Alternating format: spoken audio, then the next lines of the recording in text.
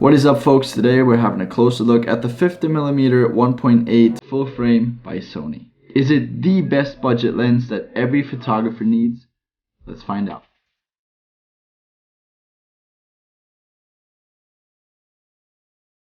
This review is separated into 5 different sequences in which we will tackle all the different things that there is to review about, such as image quality, specs, recommendation, and all that. So if you're just here for a specific part of the video, I actually put all the different topics and chapters down there, so if you skip back and forth in the timeline, you'll notice that, so you can find the stuff that you're actually interested about really easily. Alright, let's get into it. So first of all, what is a 50mm lens even good for? Since it provides a similar field of view compared to the human eye, it's especially good for portraits and pretty much everything that involves a human subject. So it's basically a necessity for every portrait photographer out there. Alright, let's talk about the build quality on this thing. So the build quality is kind of what you could expect from a $200 lens. The most parts are made of plastic, which makes it extremely light. Here we're talking about the coating on the outside, but also the stuff that protects all the technical stuff on the inside. But don't get me wrong, I actually prefer the way this thing is built because that makes it really lightweight, like it's almost 200 grams, not even. So that way it's perfect for any travel or outdoor photography because I don't always want my camera to feel like a brick, you know what I mean? So when I first got this thing in my hands, I was kind of like expecting it to be built for weather that's really dry and stable and nothing too crazy, since you can literally see some of the electronics on the inside if you have a close enough look. So however, when I first took it out to shoot, we went to a nearby lake with my friends to take some portraits and landscape shots just to test it out, and there actually a lot of snow got on and around the camera, and I thought, shoot, this is bad. But honestly, I was surprised to find out that the lens was just fine. It was literally dripping down the side of the camera, that's how much snow there was. I really thought that this lens wasn't gonna last this shoot, but however, I was surprised to find out that it was just fine, and it's actually just as durable as any other lens out there. So to really break this thing apart, you have to go into the pouring rain, but I feel like this goes for every single lens that is out there. But still, if you want to buy something that's really durable and it's gonna last you for ages, like 4 to 5 years, you might want to consider buying a more expensive lens. But however, would you even be in the market for a $200 lens if you want this thing to last? But again, don't get me wrong, it's really great for its price and there's actually nothing wrong with the lens, and I actually prefer the way this is built. So next up, let's have a look at the specs on the camera. So it is one of the more tinier looking lenses on the market. So compared to the other lenses that I have, it is one of the smaller ones. And this is how it looks on my full frame A7C from Sony. So this thing is a full frame lens. So if you have an APS-C camera, such as the Sony a6300, it really has a small sensor, as you can see, compared to the full frame. You will have the equivalent of 75mm. So if you put this full frame lens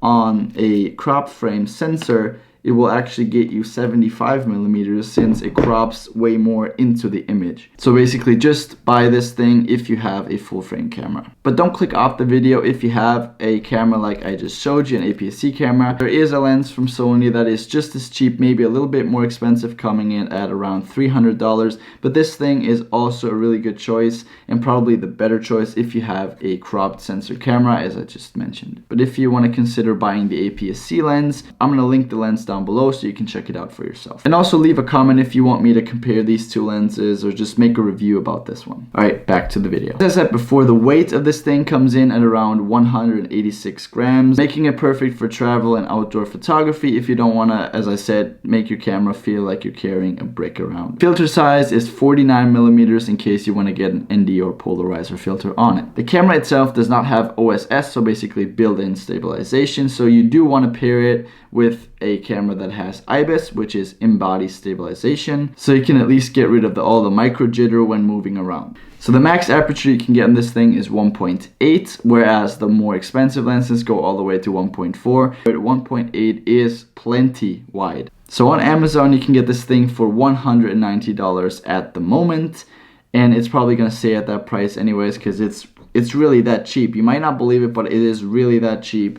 So why would you even watch this review? Just go buy it. No, I'm just kidding. Okay, so next up is image quality, and probably the reason why you're here.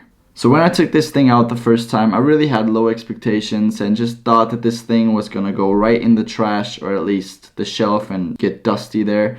But then when I imported the photos I took into Lightroom, I was blown away by the results, like seriously. This thing can really shoot sharp photos if you get the focus right. Getting the subject to be perfectly in focus with a 1.8 lens can be hard, especially when you shoot on 1.8 or all the way to 2.8, kind of in that range. It can get really hard to get your subject into focus, so you might want to actually look into being able to shoot with manual focus, but I feel like that goes for every single lens, even the $2,000 ones out there. And as you can see, it looks really sharp and nice. Looking at the landscape shot I took that day, I'm also really satisfied with the results. I mean, if you want to show off the entire scene, mostly in landscape photography, you do have to close the aperture quite a bit, something to like f7 to get really everything sharp that is in the frame. And then you can also see that this camera is doing really well. So talking about the autofocus, this is where your pros and cons come in. So the lens has an electronic focus motor, which you can actually hear when you're taking videos and you use the focus button, you can actually hear the motor moving around.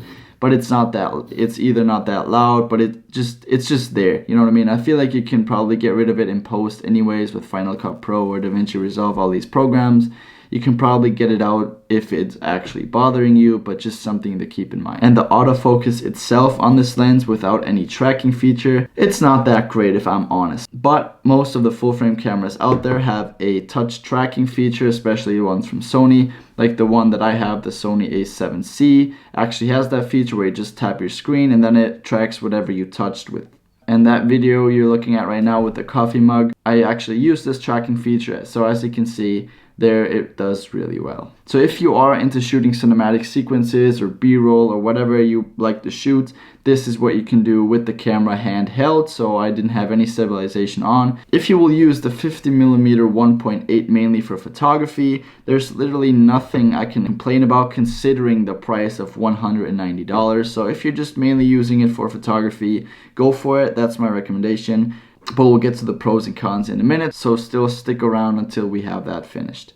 And then for video, however, the autofocus isn't too great without any tracking features on your camera, since it does tend to focus hunt quite a little bit, and then you can hear that in the recording. So since 50mm isn't really a vlogging setup, you will mainly use it for when you're behind the camera and in total control of it. Alright, let's get into the pros and cons. So first of all, it's really cheap, coming in at just under $200. This thing is so cheap, you should probably even just get it because of the price. Then also it's really lightweight and makes it good for travel and outdoor photography if you don't want to make your camera too heavy. Then 1.8 is plenty wide, as I just said. Just spending $700 to get an aperture of 1.4, you're not going to be satisfied with your purchase. Trust me, just go with the 1.8. It's wide.